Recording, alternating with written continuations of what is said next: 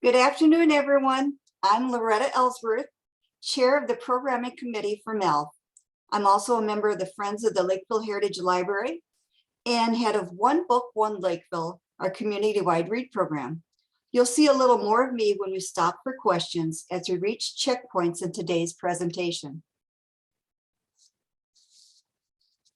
If you have questions for our guest speaker, Kathy Dempsey, please drop them into the chat whenever they occur to you. Before we pivot from one topic to the next, Kathy will pause and I will read the group's question.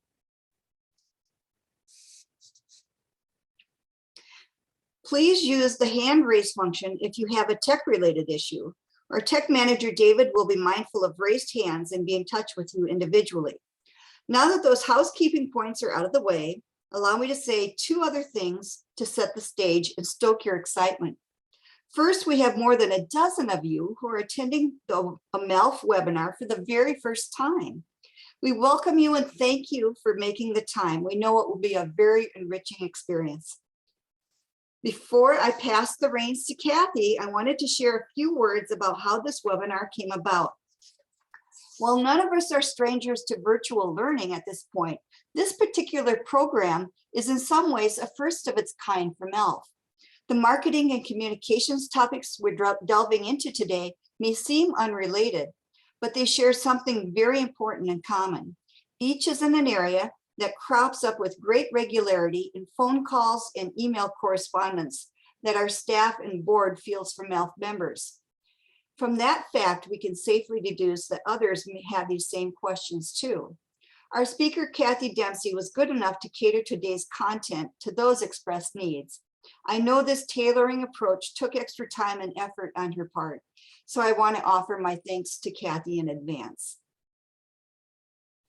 Now it's time to introduce her properly. Kathy Dempsey is the editor of Marketing Library Services, a post she has held for 28 years and counting. Published by Information Today, MLS is the longest running publication of its kind, delivering case studies and how-to articles for professional and accidental marketers in all types of library settings. In 2005, Dempsey parlayed her hard-earned experience into a specialized consulting firm, Libraries Are Essential. Library practitioners may know her best as the pen behind The Accidental Library Marketer, a book-length crash course primed to quote, put you on the fast track and avoid the pitfalls that ensnare marketing amateurs, according to the book's foreword. Kathy, welcome. Thank you so much. I'm very delighted to be here today. Let me share my screen with you so that we can get started. Okay. Hopefully everyone can see my screen. If not, I'm sure one of my wonderful hosts will let me know that right away. So welcome everyone to the Friends Marketing Tune-Up Clinic, which I have put together just for you according to questions that you have apparently been asking with some regularity. And hopefully I will be able to answer all of them for you. So this is me. Again, you have heard a little bit about me already, and we don't need to talk any more about me, although I will say, just in case you are curious, I am in New Jersey. So I'm coming to you from South Jersey. I'm about half an hour from Philadelphia. So hello from the East Coast. I wanted to start today by thanking all of you for being friends of libraries and for putting your time and effort into libraries, because they're one of the most important things in my life and have been for quite some time. I wanted to, as soon as I started to think to myself about how can I thank people for being friends? Well, of course, the first thing that popped into my head was the Golden Girls theme song. And it stayed in my head that entire day. But it did seem like a good way to thank you for being friends and for wanting to learn how to be even better friends. I will, however, assure you before I go on that just because I'm using this cute little image of the Golden Girls, I am not sitting here thinking that I'm talking with a bunch of old ladies, okay? That is not my view of you at all. But again, it was a great little graphic and a great song that is now going through my head all over again. So let me stop thinking about the song and get into the topics that we're going to talk about today. They are a little disparate, as Loretta said, but they do have common themes running throughout them. And one of those is messaging. How do you get your message across to other people, especially in today's world where we are all inundated with messages constantly and information just coming at us from what a lot of people call a fire hose of information.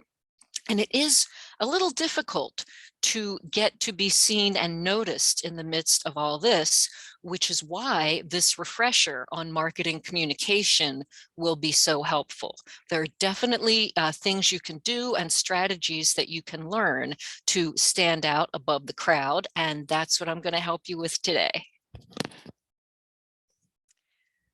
Okay, so as Loretta alluded, this webinar has 3 different sections to it, and we will stop for questions at the end of each one. So the first one will be about audience segmentation. How do you segment people into smaller groups and tailor messages for each group, which is one of the best ways to get your message noticed among the fire hose of information. The second section will be about collateral materials, anything that you might want to print, brochures, cards, signs, posters, any of that, and whether you should go print these days or make everything digital. So we'll talk about that for a little bit. And the final part is going to be about visual representation, branding, awareness, logos, taglines, and how you can successfully do branding for your friends group in concert with the library and do something complementary, but that won't confuse people to wonder how your organizations are tied together. So before I jump into the first section, I wanted to spend just a minute talking about overall strategy and planning for any type of marketing, really, or communications. The image that you see on the right is my cycle of true marketing, which I created when I was writing my book, The Accidental Library Marketer. Now, I know that what you're doing today, what you're learning about today is not completely marketing, but any kind of external communication or branding or collateral material is related to marketing.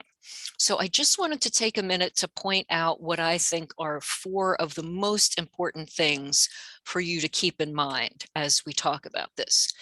And the first is market research. Might sound a little intimidating, but it can be quite simple. What I mean by market research is talking to, before you talk to, study the different people in your community, get to understand what types of people are there, which will help you a lot with segmentation and will help you understand how they get their information. That's what tells you where to place your messages in order to get them to each different group. Market research can be something that takes forever and costs $1 bazillion, or you can do it yourself and get some general information.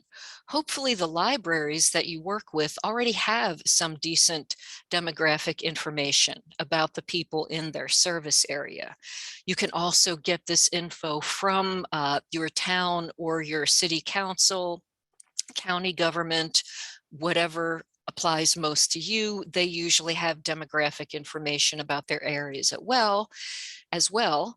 And if all else fails, remember, you work with librarians who know how to do research. So you could always ask them questions also.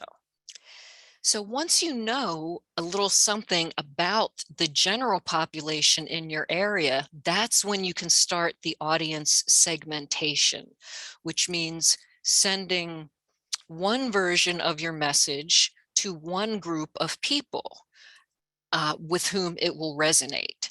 And then changing your message a little bit to send it to a different group of people using their lingo and putting it in the places where they get their information. Talk about that a lot more in just a minute. The third important foundation is customized messaging. And I know that I speak a lot to librarians and library staff who may or may not have their library degrees. And customizing messages is one thing that they find most difficult because, of course, the first thing they say is, we're totally overworked and understaffed, and we don't have enough time to do 20 messages for these different groups. But it doesn't have to be that difficult. And I'm going to talk to you about some of those tricks very shortly. And finally, I just want to mention having measurable goals. This is something pretty basic in the business world. You want to have everyone has goals, right? Say, hey, we want to get more members to join our friends organization. That's a nice goal, but to make it a measurable goal, you would want to do what in the business world they usually call a SMART goal. And SMART stands for specific, measurable, achievable, relevant, and time related. So really what a measurable goal might look like for you is we want to get 20 new members to join the Friends by the end of this year. And so that's very specific. You can measure it because you're going for 20. You're saying 20, not 200, so it's achievable, definitely relevant for you, and it has an opening and closing time frame between now and the end of the year. So hopefully this little intro will just help you to start to think strategically. I do want to point out, though, that this is not always the order in which things happen, because of course that would be way too simple.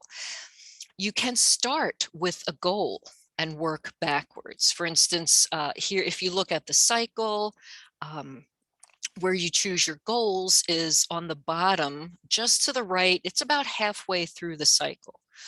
But if your starting goal is we want to attract 20 new members by the end of the year, then you can go back to the market research and the segmentation. Look at what types of people in your area, decide which are most likely to make great Friends members, and then start sending them the customized messaging to meet your goal. So I hope I haven't confused you too much already, because now we can finally begin with section 1, talking about segmenting audiences. And this is so important.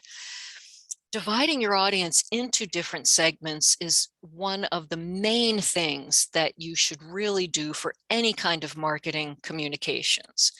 And any size of organization can segment with any size of population.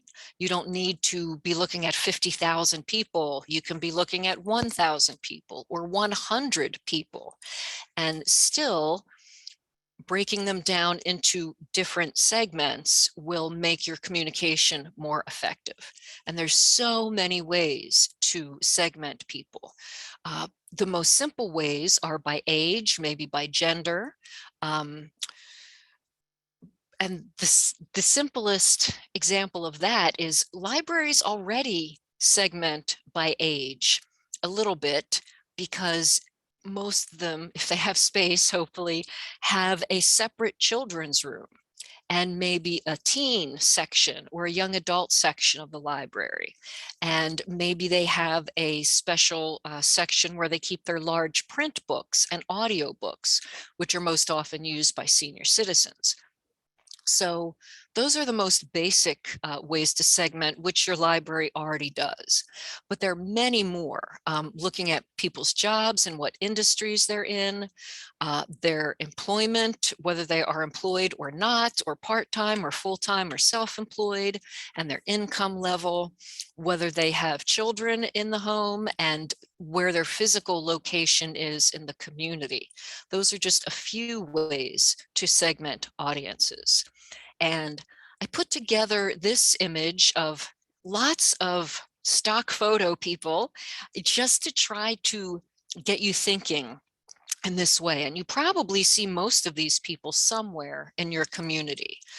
You may want to do something specifically for farmers if you have a lot of them out there, especially dairy farmers or whatever the specialty is in your organization.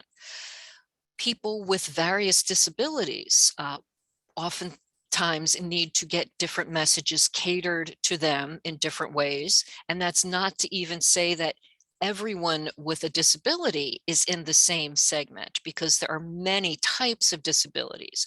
Some people have trouble reading print, so they want audiobooks. Some people who can't hear don't want the audiobooks, but they may need large print. So as you look at this grouping, you'll see young and old and diverse faces. And so this is how you want to start to view your community. And hopefully this will really help you see physically how important it is to do segmentation, because one single message posted in one single place is not going to reach all of these people. And when I say reach, I don't just mean that it will be shown to them in their social media or in their news, or it will be on a poster in a store that they're walking into. When I say reaching them, I mean actually getting their eyes on the message and having them read the entire message and internalize it and really think, that might be something that interests me. And ultimately, hopefully, they will act on your message. So I have a few slides here about how to reach a broad audience, one group at a time. Because inevitably, when I talk to library folks about segmentation, and I say, who's your target audience for this particular message or advertisement or campaign? And always, always, they say to me, everyone is the audience for this. We want everyone to know. That's really not always the case. But even when it is, for something like a grand opening of a new building or something really big where you want to reach everyone in the community, even so, you'll need to segment them and send different messages to them one at a time. So you'll start to see the importance of knowing who generally is in your library's service population. Then you want to get that demographic information about them and list your goals. And once you have a clear, measurable goal, that will help you decide which audiences are the ones that you want to reach out to in order to meet those goals. Now, of course, nobody has time to say, okay, we're looking at 5 different target audiences. That means I have to make 5 different messages and 5 different images and 5 different this and put it in 20 different places. Nobody really has time for that. So the trick is to prepare your main message. Like, this is the most important thing I want to say to you, 1 or 2 sentences, and then tweak that message a little bit for the different target audiences. That can be as simple as changing your headline, or importantly, the subject line if you're sending email. You probably know, as I do, that people get way too many emails every day, most of them not related to anything that they might care about. So if you happen to send email from your organization, think about the tiny bit of space where people actually see your subject line, especially if they're looking on their phone. They're only going to see a couple inches worth of text. So the first words of that subject line have to really grab them. You want to use their lingo and be saying something that will interest them enough that they will actually open and read the email. So that's one simple way. Even if you send the same message to everyone, change the headline or the subject line, use different lingo. Sometimes you want to use a different image to appeal to different groups of people. And of course, the platform that you use to send the message, platform being Facebook or Twitter or local newspaper, local radio station, posters at the grocery store, any of those sorts of things. Now, here's the caveat. Even if your messaging is great, many people they won't be right for you. They won't be the type of person that you are looking for. So this is another reason to segment. You can save time and money by only reaching the particular groups of people that are right for you. And in your case, with Friends being mostly volunteer organizations, you have to ask yourselves who actually has the time and the energy to join yet another volunteer organization, and how important is it to them? I myself know that libraries are so important to me, and I am part of several organizations in my area, library boards and New Jersey Library Association, all those folks. And it really is kind of a drain on time and energy. So think about who is really a good target for you. And importantly, think about spinning your message in a way that will help them be receptive. Now, if your main message is, we need your time and energy, a lot of people, even me, as much as I love libraries and their organizations and I want to help, if one more group comes to me and says, Kathy, we need your time and energy, I'm going to say, oh, I can't. I just can't do any more. I just can't. Sorry. So the trick is to focus your message on the benefits that people will get from giving you that time and energy. So I call it, you're spinning the message a little bit. You're not lying. You are just presenting your invitation in a way that is positive for the listener. For instance, if I am kind of new to my community and I want to find a way to meet other like-minded people, I might be open to the message that says, join the Friends to make valuable community connections, because that is something that I would want to do as a new person in the community. That appeals to me much more than saying, give us all your extra time, because time, right? So we're going to get more into that concept right now with one of my favorite ever acronyms, which is WIFM. Okay, and WIFM stands for what's in it for me. Me not being you, the Friends, but me being the person that you're asking to join. Okay, so anytime you're doing any kind of external communication, invitations to people, proposing partnerships, you can't start by saying, we are the Friends and we do excellent things and we need more people. So come join us every single Saturday for 6 hours and help us out, because that's just not going to fly, right? So you want to open, not leave it till the end of your message, but open by telling the person you're talking to what's in it for them. Because even if they are great people and they want to volunteer, they have to choose carefully which organizations. And so if they agree to help you, what would they get out of it? So I've created a few sample messages here, nicer ways to say to different types of people that you want all their extra time. Okay, so like the sign I had on the last slide that says make community connections.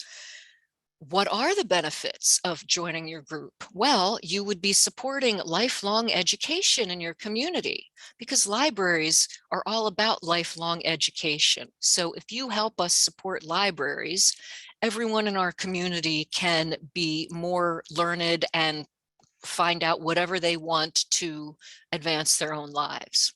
Okay. For younger people who are just starting out with work, you might want to say, you can gain experience working with a nonprofit organization, which will appeal to a certain group of people.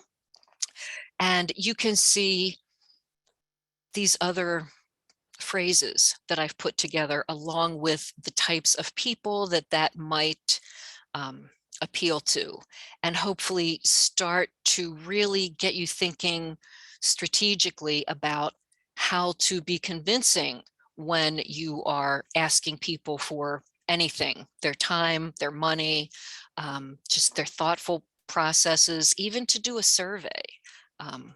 Instead of, and I see libraries do this all the time, they send a survey saying, the library needs your help.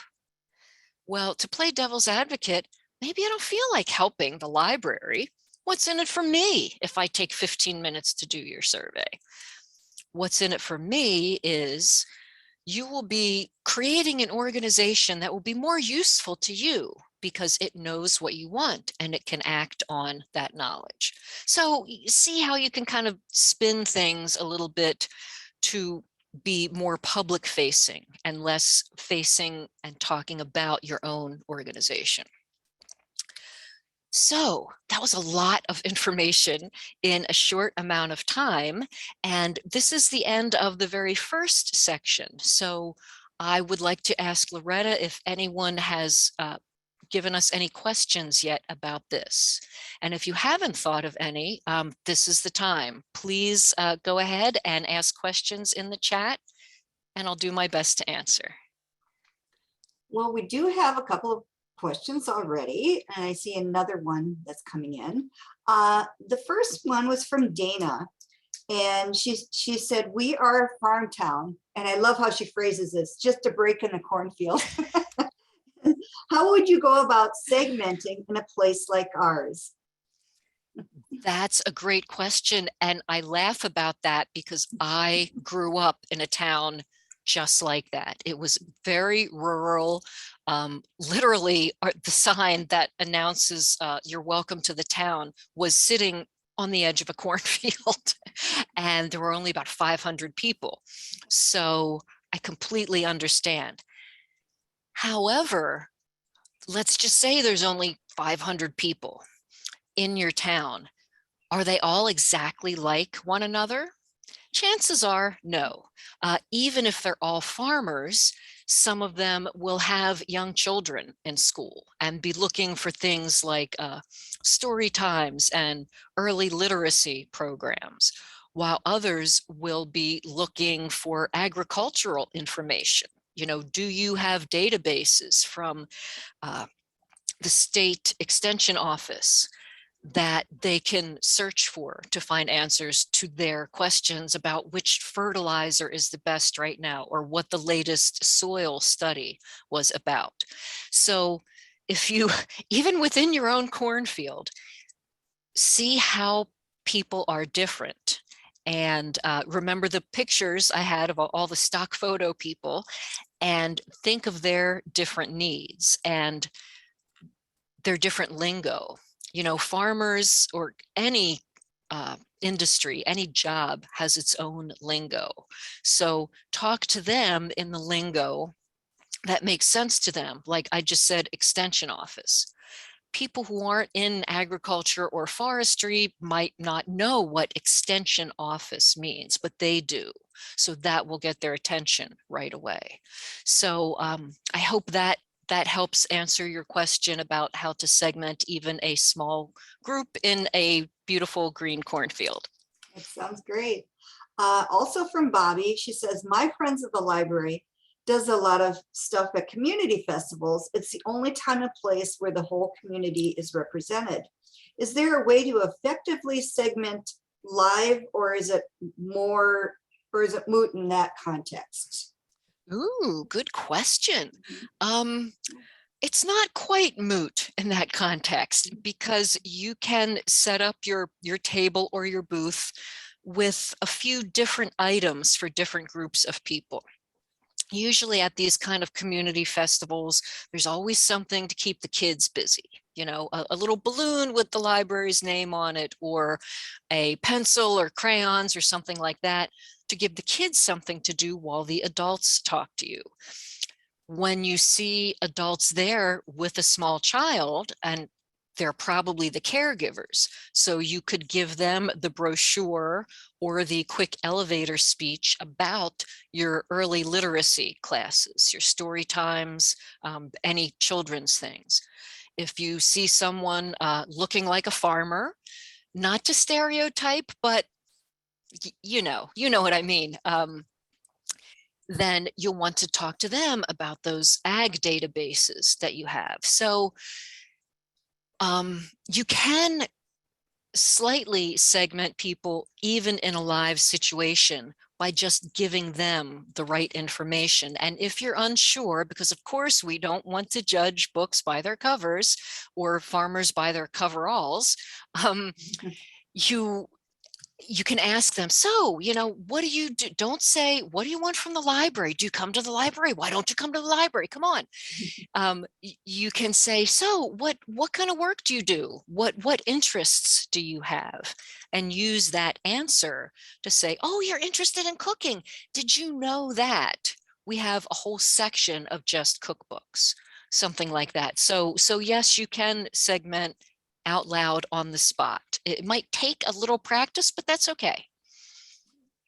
Good. We also have another one from Kathy.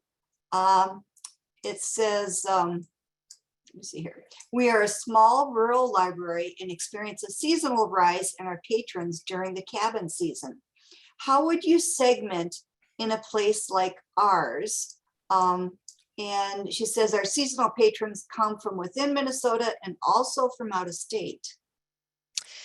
That's such an interesting question. And I'm working with some groups right now in Wisconsin who are actually marketing to seasonal visitors. In their cases, there are a lot of lake homes and, people who come there for the weekends, and they also are allowed to have library privileges. So the way that they're reaching those people is by printing something like little small brochures or a rack card, those tall, slim things that you see sitting in racks in hotels or tourist areas, and giving these cards to realtors or to rental agents, things like that, to get them in the hands of the visitors, or thinking of places where those visitors go. Do they have mail delivery right to their door, or do they all have to go to the physical post office, to their post office box? So, and your pitch for them would be a little different.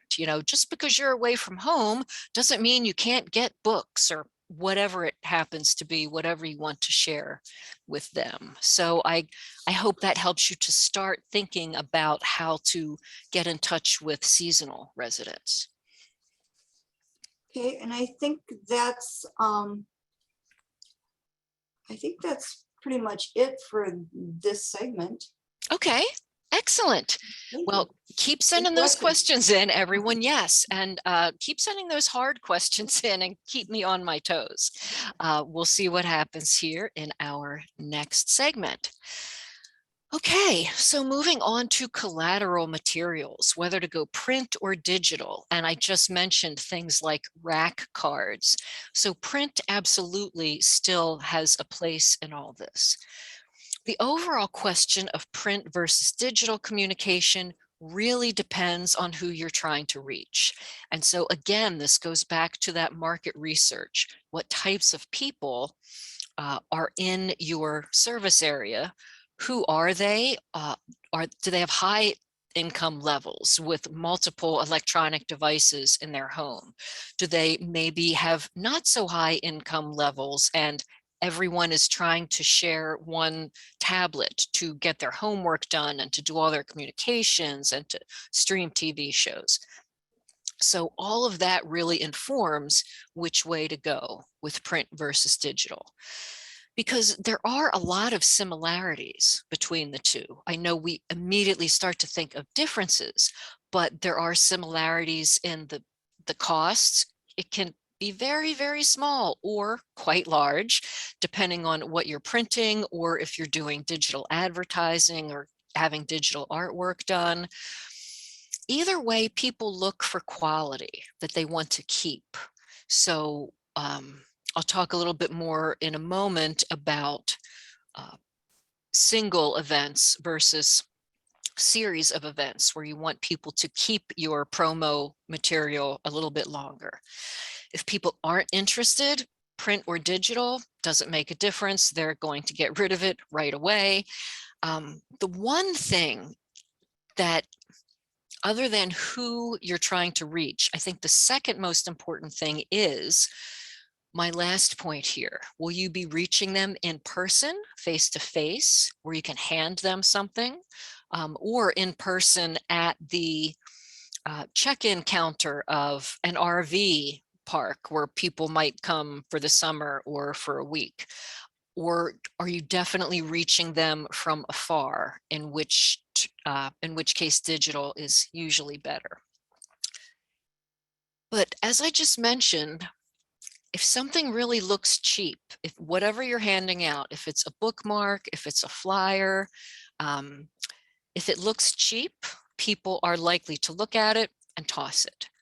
Even if it is talking about something that's happening a month from now, this little scrap of paper doesn't really look important. And I know organizations that want to save money and save the environment love to print a short message that will fit maybe 4 times or 6 times on a regular size sheet of paper. And then they cut them up. So you're handing everyone like little quarter sheets of paper. And that does save money and paper, but I think it also makes your message look so much less important.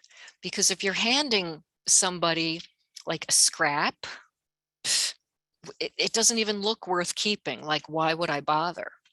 So if you're going print, you want to use thicker paper, what people call card stock, which is the thickness of more of an index card or a greeting card, or at least use colored paper or coated paper, something that just has a better feel to it, feels like something that's worth hanging on to. You also want to think about not the age and the level of tech savvy of your audience. Now, I don't mean to be ageist, because I know that people of all ages vary, and some older people are super high tech people and they love it. But a majority of senior citizens probably would like to have something in print, especially if they're not so tech savvy that they can bookmark something or keep something online or can use a QR code, right? Digital, on the other hand, is better for anything that needs to be translated, or hopefully if you are putting out any communications for people for whom English is their second language, you should have that translated for them and send out your material in their language. But sometimes, people will be passing things along. And if you send it as a newsletter or an email or a PDF or something with text that people can copy and use Google Translate online to translate to almost any language. So really, you want to think ahead, not just to what's easier to do, what's the easier way for the friends to do this communication. Easier, cheaper is printing and cutting up those basic pieces of 8.5 by 11 paper and handing out scraps. Easier for you, less to carry, less printing costs, but much less impressive to the people who will be getting those pieces of paper. And this is the reason that I always try to talk librarians out of printing bookmarks, because they're just not made to last. But that's a whole nother story. So to pull all this together, you want to think about the age of the audience, how technical they are, and how technical is the thing that you're promoting. And I'm going to show you a slide in a moment that takes that into account. Also, how environmental is this group of people?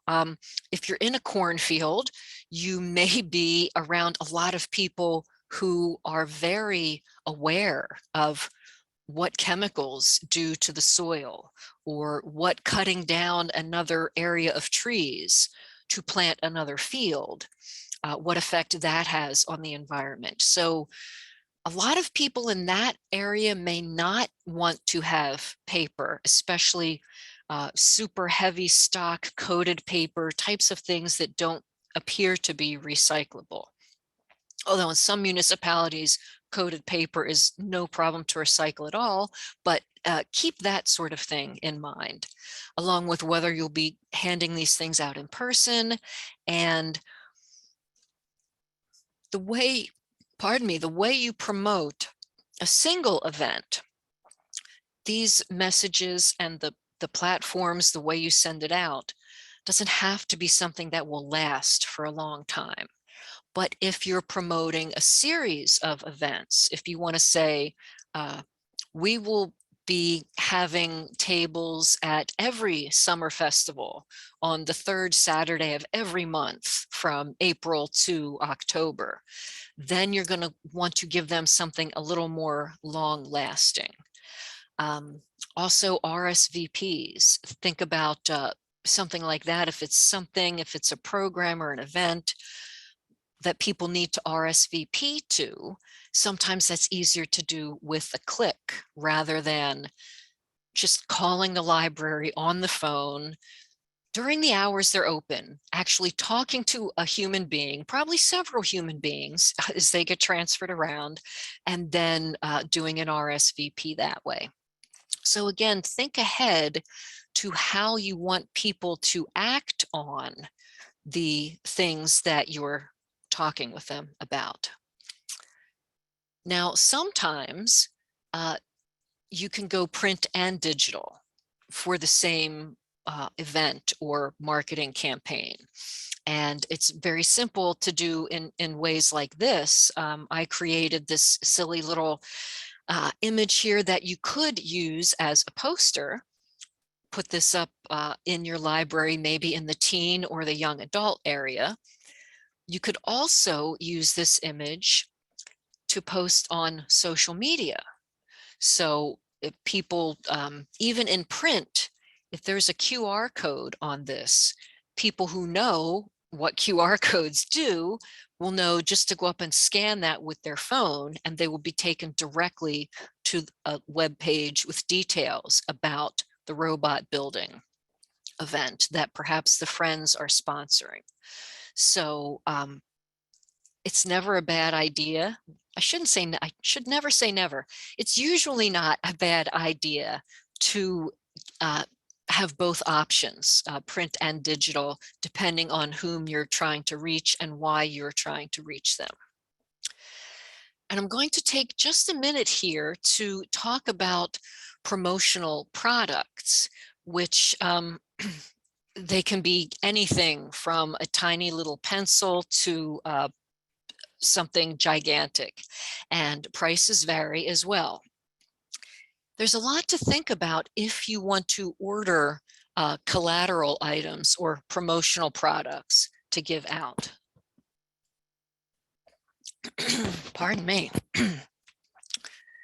So again, this goes back to market research. Who do you want to give these things to? And is it something they need or want, or something they're even going to care about? Do you want it to be something long lasting, or do you want it to be a really simple item? One of the things that I personally always like are refrigerator magnets, like the one that you see on the right. And I like them for several reasons. First of all, refrigerator magnets. How many times a day do people go into their refrigerators? Some of us more than others, like maybe me, but it's something long lasting that they will see over and over and over again with your message on it. And they're not very expensive, which is another great reason to love them. And people do use them to, stick other things on their fridge, or, report cards or kids' artwork or schedules, whatever it is. And I personally like the magnets that they come as one piece, but then they are broken into two parts, like this frame. You get twice as much bang for your buck. When people punch out the middle section, which you see here in this case, which is a bunch of environmental words. And then on their fridge, they're playing, little magnetic poetry or making funny sentences. So they have kind of a game that comes with it, and they have a frame in which surely they will put a picture of their lovely family or their pets or their cornfield or something. And again, that's seen every day. I also want to mention quickly, this image of the frame that I have on the right comes from a company called Janway. And I like to tout Janway because they are a library-specific promotional products printing company, which is a little hard to say. So they will have a lot of library-specific items, like the shelf talkers, the things that hang on shelves that say something about, oh, if you like this type of book, go to this other section and check this other related keyword or Dewey Decimal area. So you can get promotional products printed in many, many, many places. Every city has places that will do this custom printing because it's always ordered by businesses who need, shirts or giveaways, or from schools and from sports teams who need their matching shirts and all that. So you can get these sorts of products very locally. And sometimes you can get a discount for being a nonprofit. But if you want something library-ish, like the little plastic card holders, like the size of a library card or a credit card, that you can slip one or two cards into to keep them safe, those are the types of things that Janway has that some other companies might not have. So promo products are really fun. They cost some money for sure, but they keep your organization top of mind. And that can be really important depending on what sort of things that you're trying to promote and what your goals are. So there's the end of the second section. And I wonder if Loretta has seen any other questions coming in about these topics. I have. We have quite a few questions, actually. Okay. One that was submitted beforehand that I think kind of works into this area, because I noticed some really great graphics to it. They had asked, where does one look for a graphic designer? That I'm actually going to address that in the next section of the talk. So hang on just a moment and we'll get there. Okay, and then some other questions we have here. What is the cost range for fun products like that? And when do you begin to capture economy of scale with the Janway, Oriental Traders, etc. type vendor? Good question. And yes, the Oriental Trading Company has a lot of cool, fun things too. Um, which brings me to another point about these products. Again, think about what they're for and why you want people to have them. If they're going to keep them long term, you want them to be higher quality. I have gotten numerous things from Oriental Trading and the other, dollar store types of organizations, and they're cheap because they're cheap. There's a time to go cheap and there's a time not to go cheap. The last thing you want to do is buy the cheapest pen, say ink pen, in the section of ink pens, because you know that inevitably some of them are going to break and the ink is going to spill out and it's going to be a mess. And then here's this broken, icky, terrible product with your name on it. So you might not want to go super cheap. I think it's worth your money to buy pieces that are slightly more expensive because they will work better in the end. And if something's super cheap, you can give one to everybody. Well, then it doesn't have that much value, right?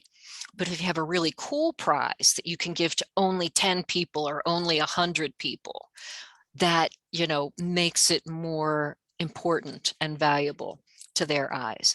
Now, as far as the actual prices, soup to nuts, 50 cents to $500.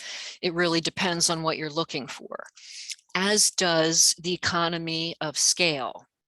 The more expensive items, you reach economy quicker usually. If you buy 250 or 500, they get cheaper much more quickly. Usually, I hate to even generalize about this, but I would say usually if you're ordering 500 or more of something, that's when you're really getting a good price. And it matters too, the original price of the item. Or if you are ordering paper bags versus canvas tote bags, those canvas bags are never going to get super cheap because the bags alone cost a lot of money.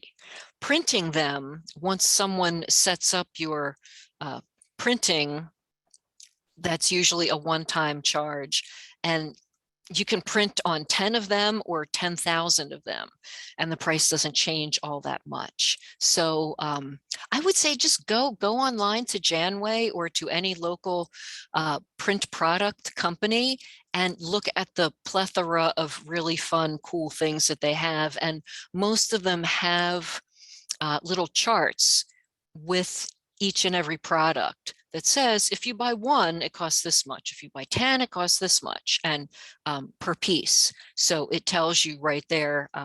It really helps make the selection with those little price charts. And then we have another question, and I think you already answered the first part of it, but maybe not the second. How many printer estimates do you recommend securing for something in bulk, like 5,000 pieces? And are nonprofit discount rates common, or am I dreaming? I hope that they're common. I think it really depends on where you're ordering from. For someone like Janway, most of the places they work with are nonprofits, so they probably price accordingly from the beginning. Versus if you're ordering from a big print office in your local town or city, they may be able to offer better discounts on that. And I'm sorry, what was the first part of that again? Just how many printer estimates do you recommend? So yes, for bulk. Mm-hmm. I would say at least 3. And then once you have 3, you'll probably have a high, a low, and a middle.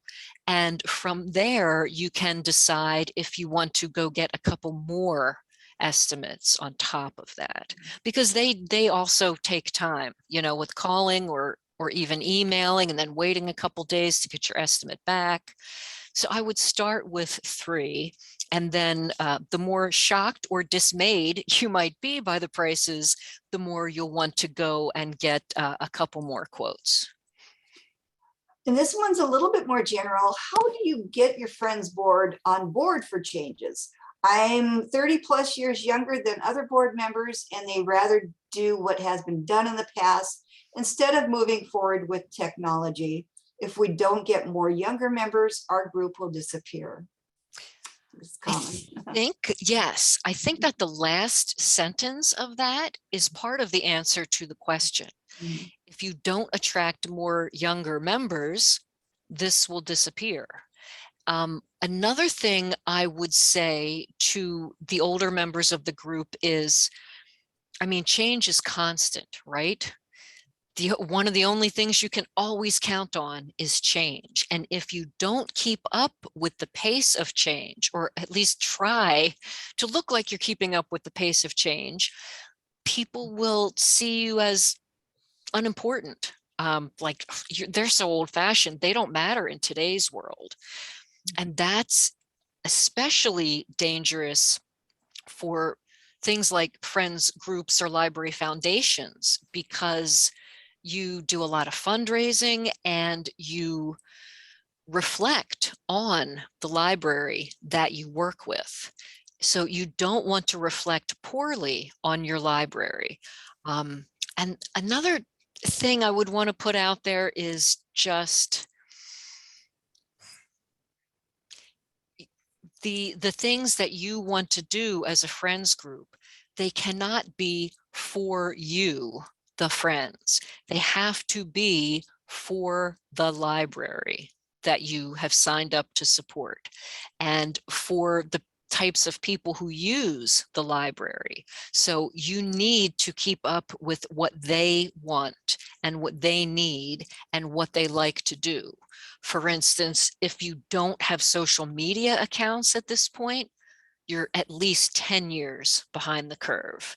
So it really is important to keep up with the pace of change and try to keep yourself on par with your library's tech savvy and flexibility and how they are able to respond to change.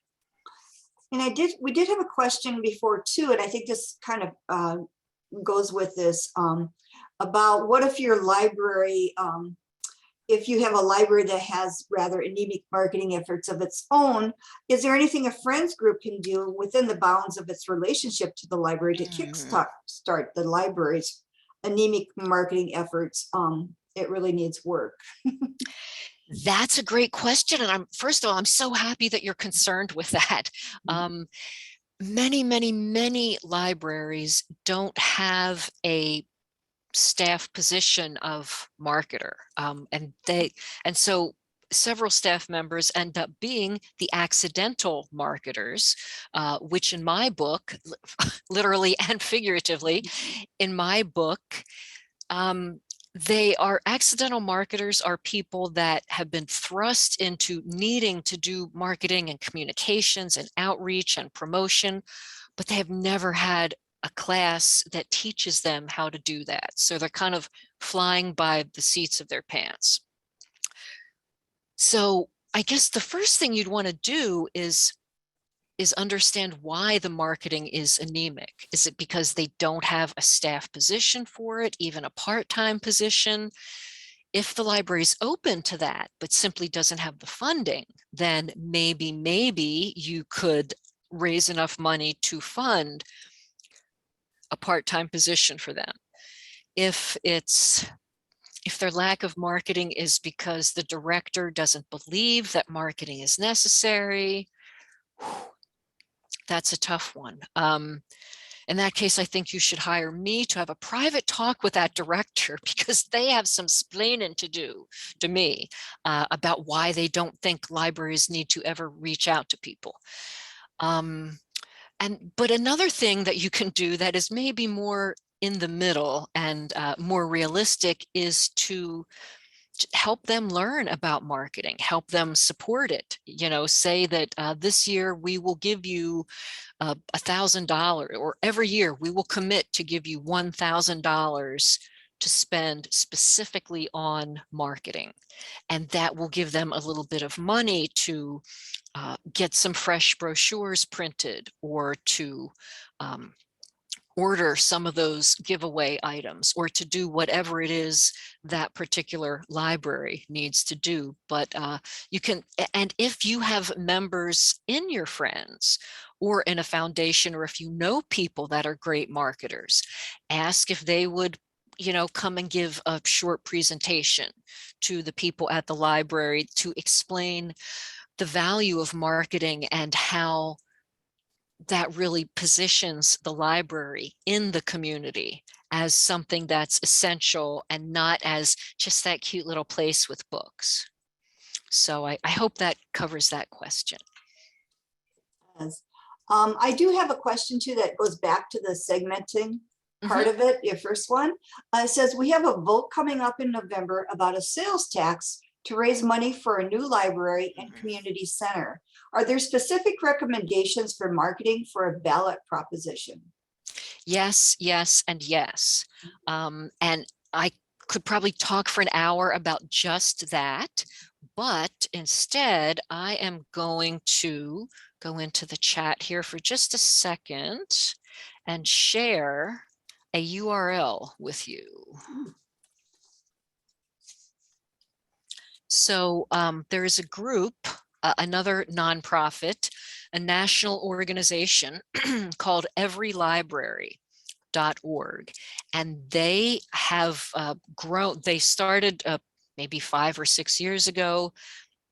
They are the only PAC, political action committee, for libraries in the whole country. And they specialize in helping libraries pass ballot measures for funding. So even if you start on their website, you will get tons of information there. You will see case studies from libraries that they have helped and how they have run those ballot initiatives.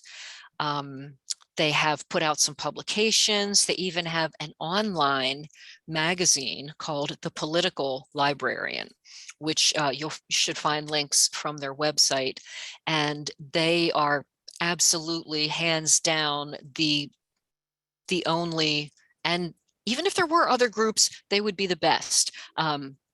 They're well equipped to help with that. And most of their work is pro bono, because they themselves do a ton of fundraising, and they ask people who love libraries like us to get on their email lists.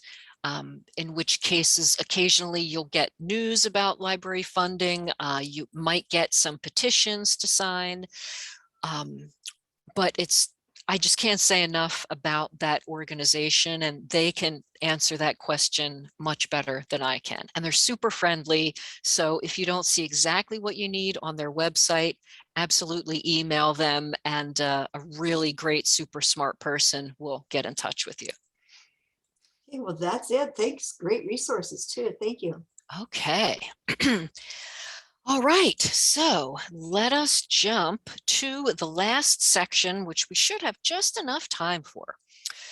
A lot of questions were asked about how to build awareness and how to build recognition for your friends groups in the way of branding or creating logos and working with your library. And being obviously tied to the library, but showing that you're a different organization. Because friends can do lots of things that libraries specifically can't, as you know, especially things like working toward ballot measures or trying to get people to vote yes on funding. The library workers themselves can only say so much in order to avoid conflict of interest, but you as friends can say a lot more. So you do want to have your own identity, and you do want people to understand what in the world a friends organization really does. However, the most important part about any type of branding for your organization is not to do it in a vacuum. you absolutely need to start by talking with people at the library, their administrators, their marketers if they have a marketing department, or their designers if they actually have a marketing or design department. So you first want to understand the library's brand. I mean, sometimes it's a cute image of an open book. Oh, isn't that nice? But there should always be more to a brand and a logo. And a brand actually encompasses not only the logo, but the feeling about the organization, the place that it holds in society, the place that it holds in people's hearts and minds, what their mission is and what their goals are. So you need to first understand the library's brand and concept and mission before you can do anything that will run alongside it without interfering with that. And that will include brand guidelines. If you have never worked in a business where you have seen the branding guidelines, you want to get a little bit familiar with those. And I do have, there's a handout that goes along with this talk. And one of the links on the handout is to a very in-depth, complete library brand style book. And these documents talk about, they tell you the exact font that is used in the library's communications and in their logo, the exact color palette that they use, which you cannot switch up to, oh, well, that's a light blue. I kind of like dark blue, so I'm going to use that logo as a dark blue. No, you can never do things like that. So talking to the librarians to start with will help you learn about all that and make sure that your brand complements the library as far as the way it looks and the way it makes people feel. And also,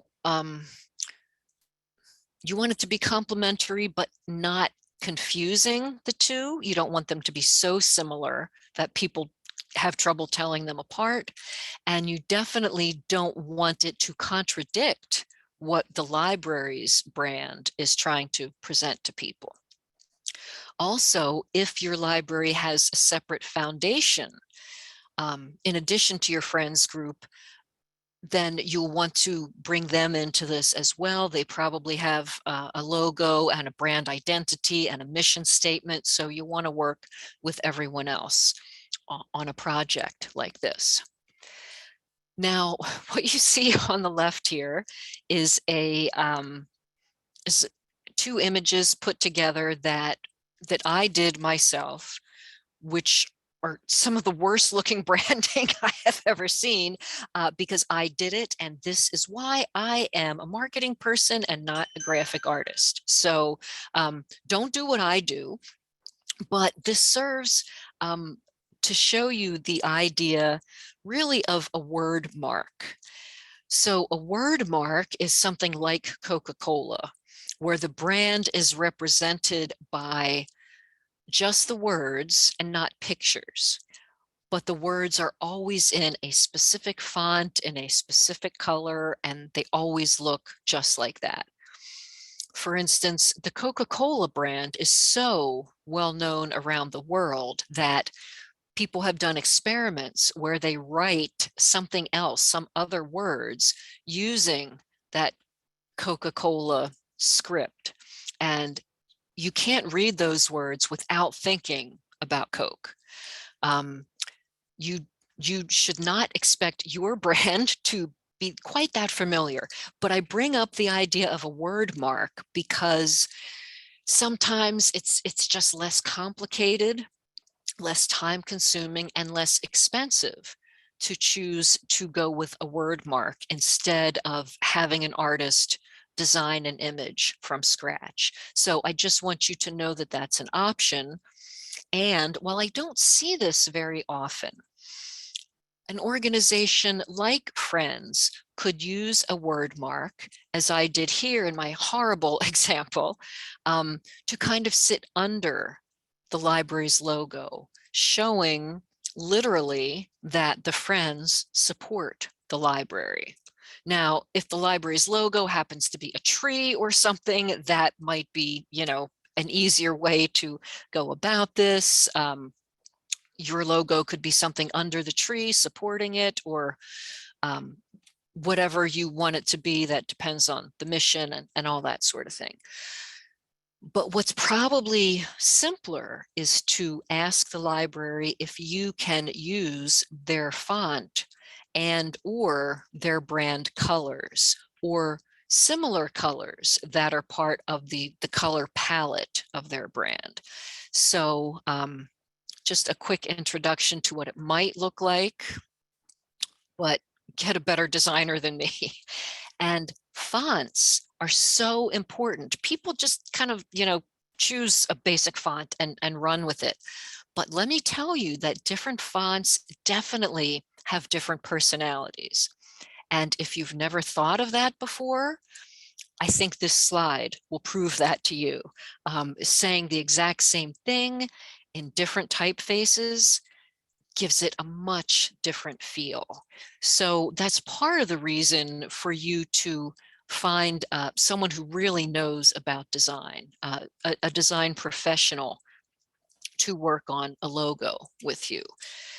Now, on this slide, I'm going to start on the left saying, yes, please have a logo done professionally. Clip art is absolutely never okay, never ever. You will look like an organization from the 1980s or something, especially because it will reflect on the library. Now, this crazy green lines arrow thing that I have on the left is actually somebody's logo. I searched online for terrible logos. Shh, don't tell them. And I found this one. I don't even remember exactly what the company is, but it's something artsy and, avant-garde. But for a regular everyday person to look at that green symbol, it's meaningless. Who is it for? What is it about? I just have no idea. So that's the sort of thing that you desperately want to avoid. Here are the things that are best practices for design in this case. And if at all possible, I suggest that you use the same designer who created the library's logo. If that person is still around, still available, still working, or someone at that design firm, because they will already have some concept of the library. They'll know how the library wants to portray itself, what it's all about, what its brand promises, what its mission statement is. And so that will probably save you time and money. Or simply ask the library staff themselves who they use as designers, because they are probably still getting things printed, small and large. So who does their printing for them? They can probably give you a great recommendation. The other thing you can do is start from scratch and look up several local designers. And honestly, you can look them up in the phone book. Well, okay, not the phone book. Scratch that. Let's just say online. You can find a lot of surprisingly good companies by going online to, say, Facebook. That's the platform I am most active in. Go online to a local area group, just people in your city or in your zip code, and post a question about who are great designers that you have used before. Can you give me references? You can also look at other local things that have been designed, or check with your city or your township and ask who has done work for them. This is one way that you might be able to also get discounts from, the friend of a friend or someone who knows someone. Also a nice way to go local and ask for the nonprofit discount, if there is one. There are also libraries and other organizations that have held contests to have logos created. And that can be fun, and it can be a great way to involve the community. But there are a lot of caveats there. If you've never run a contest before, you can easily get tripped up by just automatically saying at the beginning, the logo that gets the most votes will win and we will adopt it. Please don't do that. That is very dangerous. Because what if the logos are just awful or not at all what you thought they might be? And what if people can rig the votes?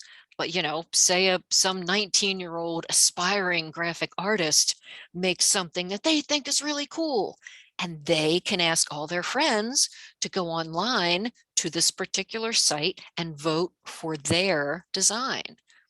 You could end up with something horrible. So seriously, grain of salt with any ideas about having a contest.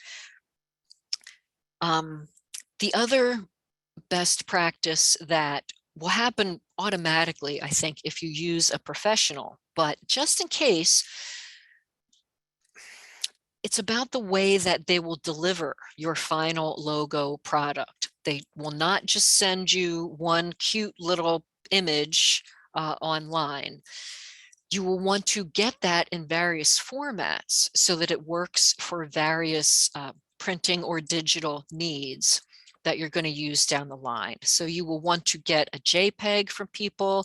You'll want to get a PNG file, an EPS file, which is a super high resolution professional file from something like Adobe, where if you get something professionally printed at a print shop, they're going to want probably an EPS file. You also want to make sure that your logo looks good in both color and black and white. So be very cautious about getting a really busy logo with lots of things going on in the image. Like, you don't want a picture of an open book sitting in front of a library building with a bird flying overhead and a stream running next to it. That's just way too much going on, especially when you remember that this logo is probably going to be used as a 1 inch by 1 inch square. It's going to be very small, and when it's black and white, it might not be clear. It'll be kind of muddy. It'll just be not very good looking. So one of the ways you can vet a designer is to ask them, in what formats will you deliver our final files? And hopefully they will mention all of these things that I've mentioned here. And because of all this, I really advise you to go pro for your logo and to pay pro for your logo, because just like everything else, you get what you pay for. As far as what a price range is, that's almost impossible to guess, because it depends where you live, country or big city. It depends on how many designers are in your area, how complex your design is, how long it's going to take. Do you go to the designer with a concept, or do you ask them to have 3-hour-long meetings with you to talk out the concept with you? So really depends a lot. I know someone's going to say, well, just give me a guess anyway. So I'm going to say that you can probably get it, if you're not in a big, busy metropolitan area, you can probably get a good logo for $500.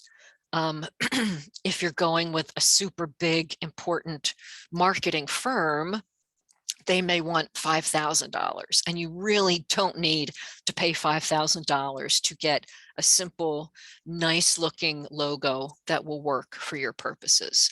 And this will also depend on your budget. The type of graphic artist that you look for will depend on the money that you have to pay them. As part of this discussion, I also wanted to mention taglines, because they can be so important. The tagline allows you to have a couple of words to help explain what the logo is about and what your company is about. So that can be very, very important, especially if you're not having a super fancy logo.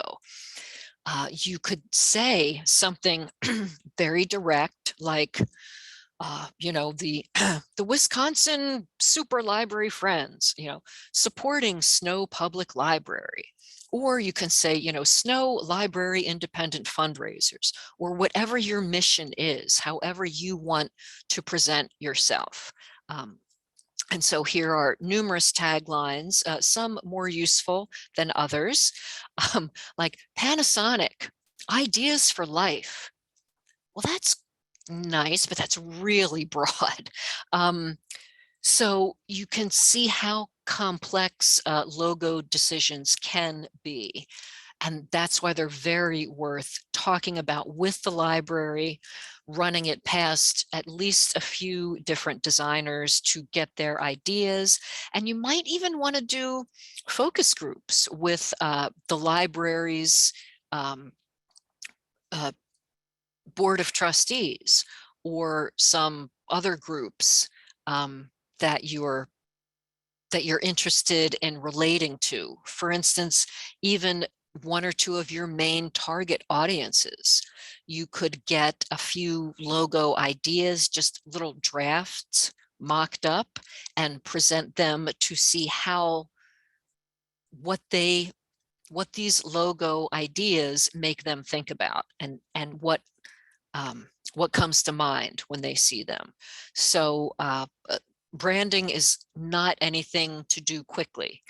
That's for sure. It's worth taking plenty of time to get something that you can keep for long term, because your logo should not be changing every year, or even every 5 years, every 10 years. So you definitely want to get it right the first time. So that is the end of the third section. And I have just a couple of quick slides to wrap things up. And then I'll take questions on this last section and about anything else that came up during this whole fabulous event here. So, main takeaways. Always remember to work in concert with your library's administrators. When you're tuning up your marketing or your piano or whatever instrument that is, you definitely need to involve the library. And the second big thing is know your audience. This is where that market research and the demographic information comes in really handy. You want to have a good idea of who is in the service area. You want to break them down into groups of like-minded people in whatever way serves your purpose, so that you can customize messages for each group, so that the people who see those messages will instantly be drawn in to want to learn more, because it speaks to them. It relates to something that really matters to them. Also, think strategically about print versus digital items. In fact, you want to think strategically about most everything. Because, as I said, you reflect on your library and you want to be around for the long term. So don't just think about what's easiest or fastest to achieve at this moment, but think about how your society will perceive your messages and your logo and any projects that you take on for the library. Always keep in mind my favorite acronym, WIFM, what's in it for me, and answer that question before it is asked. Make that part of your outreach and the way you approach people.